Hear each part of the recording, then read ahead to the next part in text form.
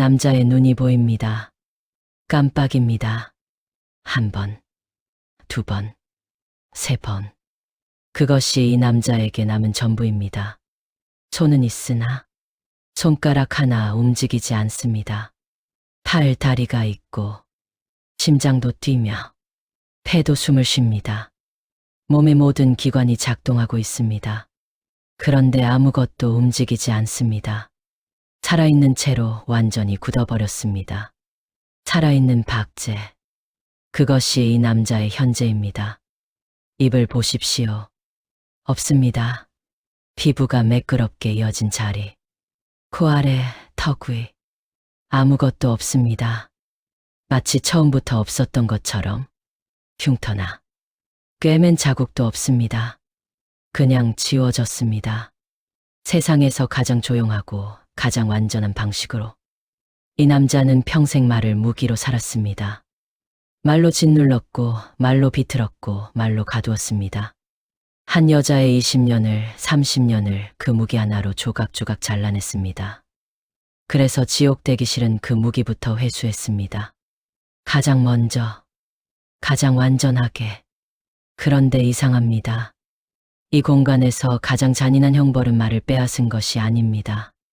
손발을 굳힌 것도 아닙니다. 정신이 살아있다는 것입니다. 지금 이 순간에도 이 남자의 머릿속에서는 재생이 멈추지 않습니다. 자신이 뱉은 말들이 날짜와 시간과 함께 선명하게 반복됩니다. 아내의 표정이 보입니다. 합격증을 들고 서 있던 아내가 보입니다. 기쁘다고 말하려다 조심스럽게 웃었던 그 얼굴이 자신의 한마디에 꺼지던 그 순간이. 미치고 싶습니다. 미칠 수가 없습니다. 이 공간이 허락하지 않습니다. 이 남자가 어떻게 여기까지 왔는지 지금부터 보여드리겠습니다. 대기실에 오신 것을 환영합니다. 세상에는 두 종류의 공간이 있습니다. 살아있는 자들이 사는 공간, 그리고 죽은 뒤에 처리되기를 기다리는 공간. 오늘 우리가 찾아갈 곳은 후자입니다. 지옥 대기실. 천국도 지옥도 아닌 그 사이 어딘가. 형광등 하나 없이도 음침하게 빛나는 공간. 벽은 차갑고 공기는 축축하며 시간은 흐르지 않습니다. 아니, 정확히는 흐르는지 멈췄는지조차 구분할 수 없습니다. 그것이 이 공간의 첫 번째 형벌입니다. 아무것도 느낄 수 없지만 아무것도 잊을 수도 없다는 것. 이곳에는 오늘 새로운 입소자가 들어왔습니다. 김씨. 향년 67. 차이는 간경화. 평생 술을 입에 달고 살았으니 어찌 보면 예정된 결말이었습니다. 빈소에는 사람이 꽤 모였습니다. 직장 동료들, 동네 지인들, 교회 집사님들까지. 다들 눈물을 훔치며 말했습니다. 참 좋은 분이었는데, 항상 웃으면서 먼저 인사하시던 분인데, 가족을 위해 한평생 고생하셨는데. 맞습니다. 밖에서의 김 씨는 그런 사람이었습니다. 웃음이 해픈 사람, 먼저 술 한 잔 건네는 사람, 관혼상제에 빠지지 않고 친목 모임에선 총무를 맡으며 동네에서는 일이 있다는 소리를 들었던 사람.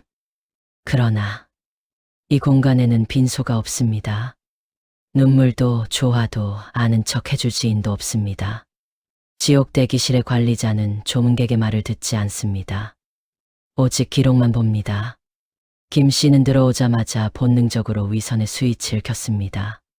죽어서도 수십 년간 몸에 밴 습관은 사라지지 않는 법이니까요. 그는 주변을 두리번거리며 어색하게 웃었습니다.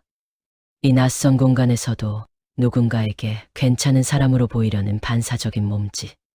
관리자가 서류를 넘기는 소리만 들릴 뿐 아무도 그를 쳐다보지 않자 김 씨는 헛기침을 한번 하고 말을 꺼냈습니다. 저 여기가 어딥니까? 제가 좀 급하게 오게 돼서요. 집에 아직 처리 못한 일이 좀 있어서. 급한 일은 없습니다. 여기선 여기 기록된 삶을 살펴봅니다. 관리자의 책상 위에는 두툼한 파일 하나가 놓여 있었습니다. 표지에는 아무것도 적혀 있지 않았습니다. 그럴 필요가 없었으니까요. 이 파일은 오직 그를 위해 존재했고 그의 모든 것이 담겨 있었습니다. 밖에서 보여준 자상함이 아니라 문이 닫힌 뒤의 이야기들. 첫 번째 장. 저녁 6시. 현관문이 열립니다. 냄새가 먼저 들어옵니다. 술 냄새, 담배 냄새, 그리고 하루치 피로와 짜증이 뒤섞인 무언가. 김 씨는 신발을 아무렇게나 벗어 던지며 들어옵니다. 정확히는 한 짝은 현관에, 한 짝은 거실턱에 걸쳐진 채로. 그걸 치우는 것은 당연히 그의 일이 아니었습니다. 그는 코트를 소파 등받이에 걸쳐두고 넥타이를 풀어 바닥에 흘리며 소파에 비스듬히 몸을 누입니다. 그리고 첫 마디. 배고파, 밥 줘. 한 음절. 인사도 수고했다는 말도 없이 하루 종일 서서 일하고 장을 보고 애들 학원 챙기고 집안일을 마무리한 아내에게 건네는 첫 마디가 그것이었습니다. 아내는 말없이 일어납니다. 이미 반쯤 차려둔 밥상을 다시 데우며 김 씨가 좋아하는 찌개를 한 번 더 끓입니다. 왜냐하면 그는 식어 빠진 걸 먹으면 기분이 상했고 기분이 상하면 반드시 그것을 누군가에게 풀었으니까요. 현관 앞에는 분리수거 봉투가 사흘째 쌓여 있었습니다. 아내가 2번 말했습니다. 한 번은 부탁처럼, 한 번은 조심스럽게. 현관 앞에 쌓여 있으니 버려달라고. 엘리베이터 타면서 그냥 들고 내려가면 된다고. 김 씨의 대답은 간단했습니다. 알았어. 알았다오. 왜 그렇게 잔소리야?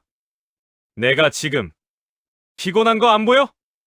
나는 너가 하라면 다 해야 되는 사람이야? 그리고 사흘이 지나도 봉투는 그 자리에 있었습니다. 나흘이 지나도, 닷새가 지나도 결국 아내가 들고 내려갔습니다. 항상 그랬듯이. 밖에서 김 씨는 술을 마십니다. 삼겹살에 소주를, 회에 막걸리를, 고기에 맥주를. 그런데 이상하게도 그는 안주를 거의 먹지 않았습니다. 술이 목적이었으니까요. 안주는 부수적인 것이었으니까요. 문제는 그 상태로 집에 들어온다는 것이었습니다. 텅 빈 위장에 술만 가득 찬 채로 들어와서는 반드시 밥을 요구했습니다. 국에 밥을 말아서 따뜻하게, 빨리. 아내가 술 마셨으면 속 안 좋지 않아요. 죽이라도 끓여줄까요? 라고 하면 돌아오는 대답은 이랬습니다. 내 속은 내가 더 잘 알아. 당신이 왜 그걸 결정해? 파일의 2번째 장은 더 두꺼웠습니다. 그해 봄, 아내는 작은 성취를 이뤘습니다. 오래 준비했던 자격증 시험에 합격한 것입니다. 아이들이 조금 크고 나서야 혼자 조용히 책을 펴고 새벽에 눈을 비비며 공부했던 시간들. 그 결과가 한 장의 합격증으로 돌아왔을 때 아내는 처음으로 오랫동안 잊고 있던 감정을 느꼈습니다. 뿌듯함. 그녀는 조심스럽게 김 씨에게 말했습니다. 마치 허락을 구하듯 조심스럽게. 합격했다고. 열심히 했더니 됐다고. 사람들은 많이 응원해주고 칭찬해주는데 그날 밤 김 씨의 표정이 파일 속에 기록되어 있었습니다. 어떤 말보다 선명하게. 미간이 좁아지는 것. 눈꼬리가 아래로 처지는 것. 그것이 기쁨이 아니라 자격지심이 촉발되는 얼굴이라는 걸 아내는 이미 알고 있었습니다. 그래서 더 작은 목소리로 말했던 것인데. 그래서 자격증 따면 뭐 어쩔 건데? 뭐 변변하게 할 수 있는 게 있다고.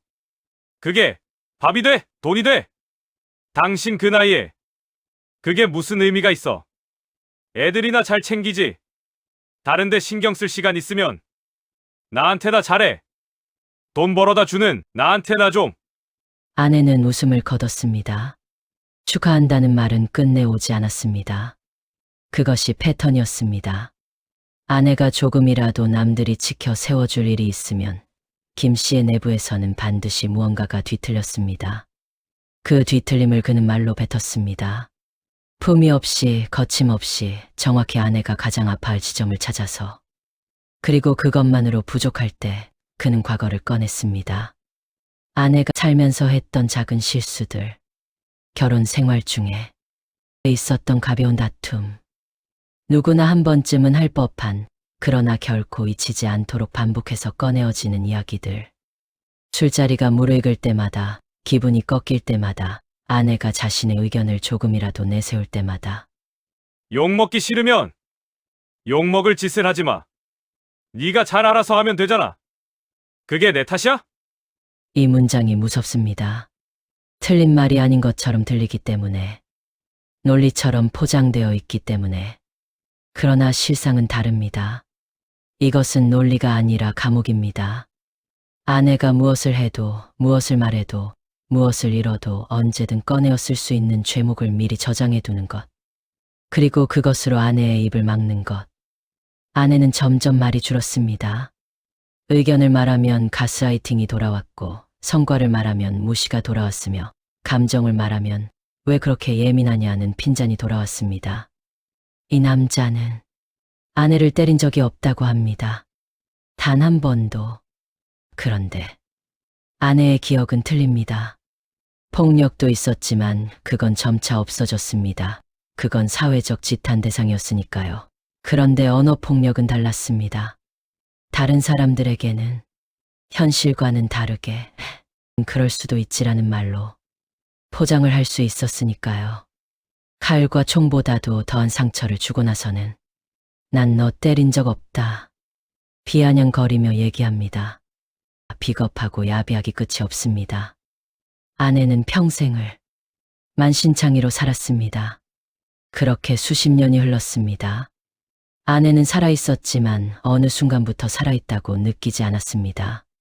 그것은 죽음보다 더 조용하고 더 길고 더 지독한 형벌이었습니다.